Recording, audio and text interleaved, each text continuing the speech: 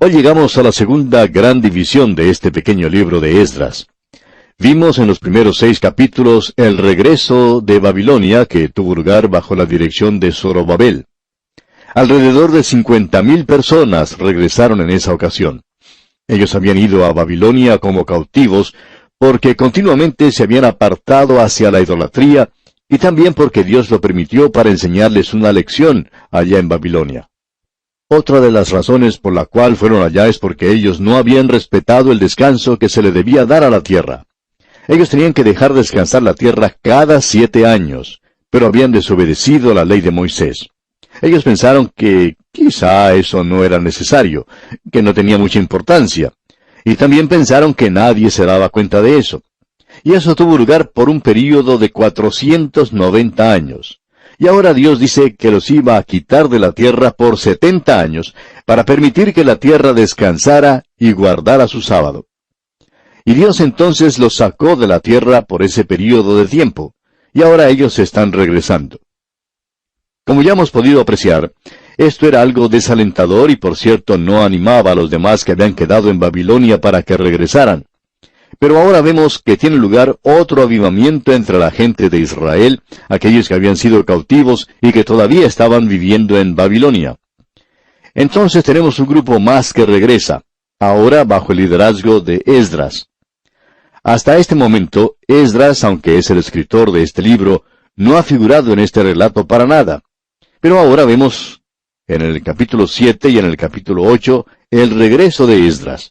Y luego veremos en los capítulos 9 y 10 la reforma que tuvo lugar bajo Esdras.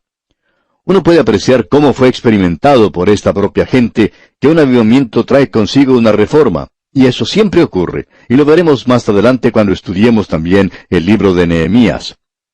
Ahora, junto con este libro, tenemos otros 2 que ya hemos mencionado que lo acompañan, y son Ageo y Zacarías, ambos libros proféticos.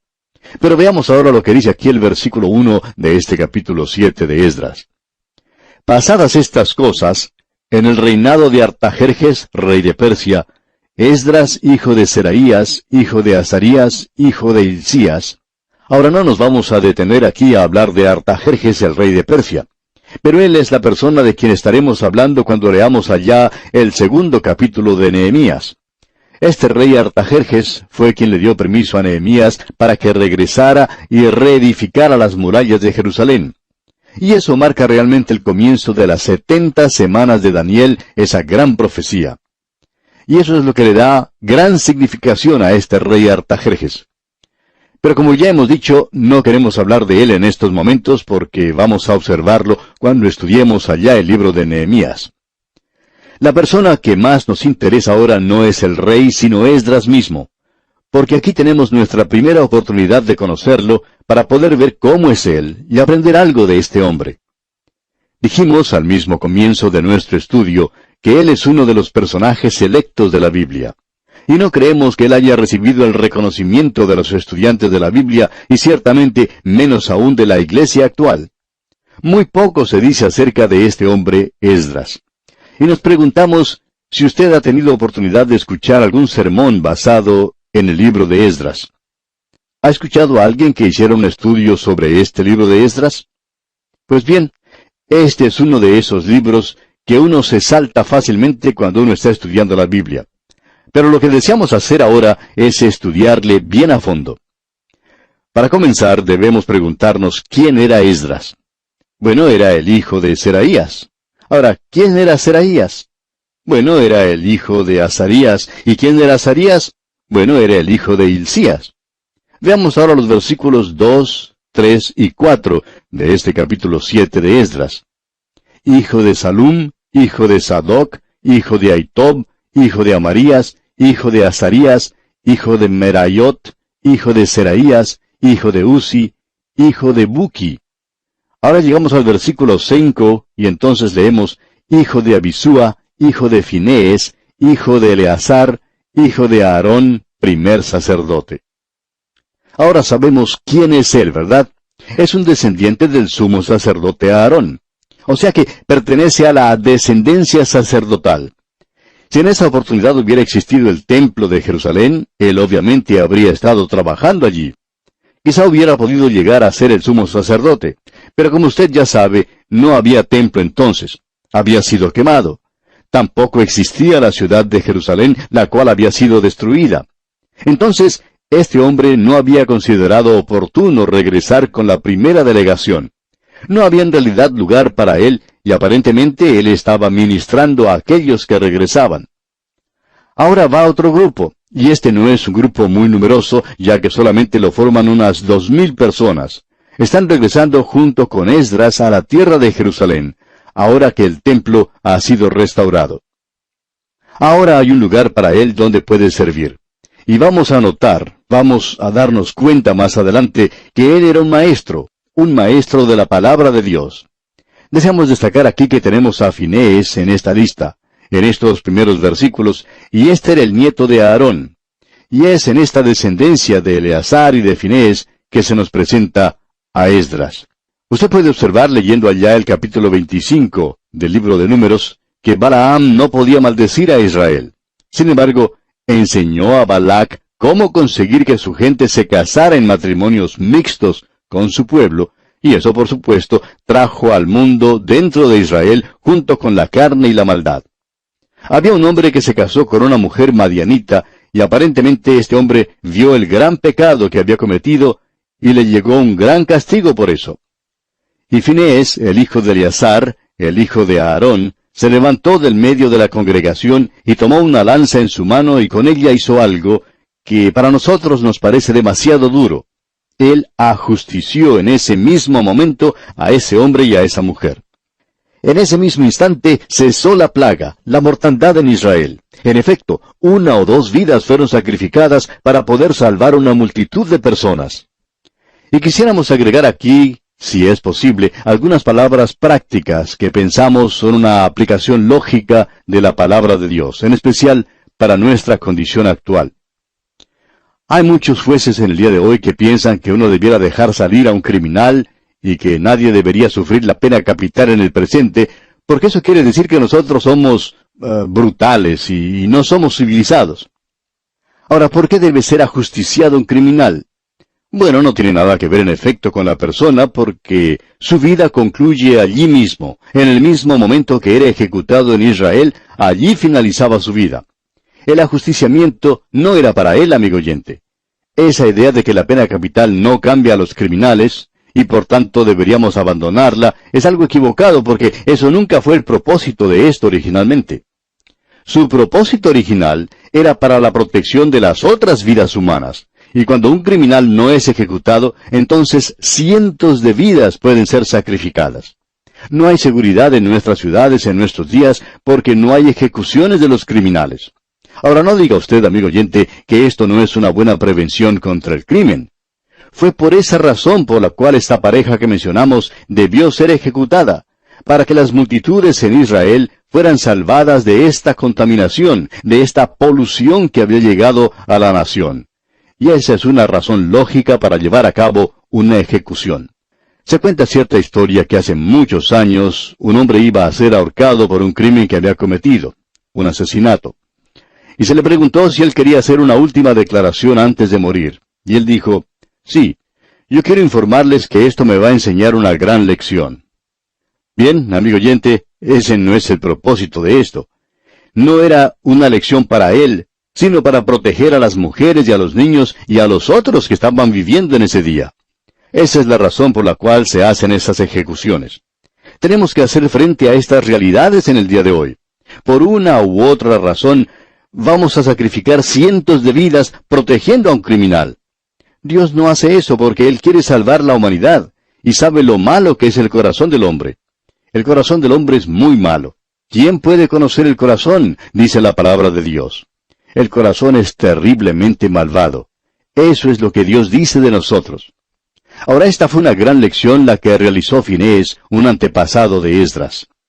Hemos dedicado algo de tiempo a esto porque creemos que es algo importante para hoy y lo encontramos en este pequeño libro de Esdras, donde hay muchas lecciones espirituales.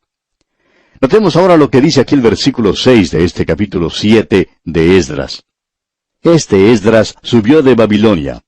Era escriba dirigente en la ley de Moisés, que Jehová Dios de Israel había dado, y le concedió el rey todo lo que pidió, porque la mano de Jehová su Dios estaba sobre Esdras.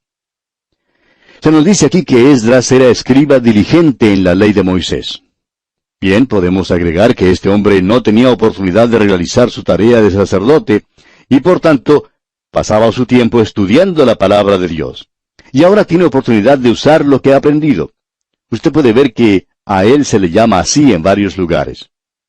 En el versículo 11, por ejemplo, se nos dice que esta es la copia de la carta que dio el rey Artajerjes al sacerdote Esdras, escriba versado en los mandamientos de Jehová y en sus estatutos a Israel. Luego, si uno observa el versículo 21, allí se nos dice, y por mí, Artajerjes, rey, es dada orden a todos los tesoreros que están al otro lado del río, que todo lo que os pida el sacerdote Esdras, escriba de la ley del Dios del cielo, se le conceda prontamente. Él, por lo que podemos apreciar, tenía una reputación muy buena en Babilonia, y aún con el mismo rey, de que él era un escriba de las palabras del Dios del cielo. Él tenía esa reputación, era un maestro de la palabra de Dios. Ahora se nos dice aquí que hubo otro avivamiento entre la gente, y que unos 2000 de ellos querían regresar. Leamos los versículos 7 al 9 de este capítulo 7 de Esdras. Y con él subieron a Jerusalén a algunos de los hijos de Israel, y de los sacerdotes, levitas, cantores, porteros y sirvientes del templo, en el 7º año del rey Artajerjes. Y llegó a Jerusalén en el mes 5 del año 7 del rey, porque el día 1 del primer mes fue el principio de la partida de Babilonia, y al 1 del mes 5 llegó a Jerusalén, estando con él la buena mano de Dios.